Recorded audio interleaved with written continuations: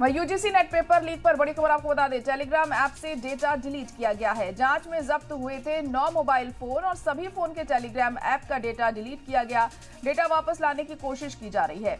CFSL की मदद भी इसमें ली जा रही है। तो अहम खबर इस वक्त आपको बता दें कि लगातार नीट मामले को लेकर जो जांच है वो जारी है। यूजीसी नेट पेपर को लेकर भी जो जांच है वो की जा रही है। टेलीग्राम ऐप से डेटा डिलीट किया गया है। जांच में जब्त हुए थे 9 मोबाइल फोन, सभी फोन के टेलीग्राम ऐप का डेटा डिलीट किया गया। डेटा वापस लाने की कोशिश अब की जा रही है। CFSL की मदद भी इसलिए ली जा रही है कि डेटा को वापस लाया जा सके।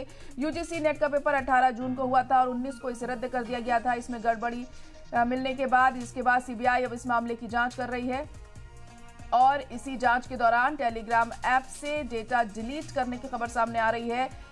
जांच के दौरान करीब 9 मोबाइल फोन्स को जब्त किया गया था और इनमें से टेलीग्राम ऐप का डेटा डिलीट पाया गया है।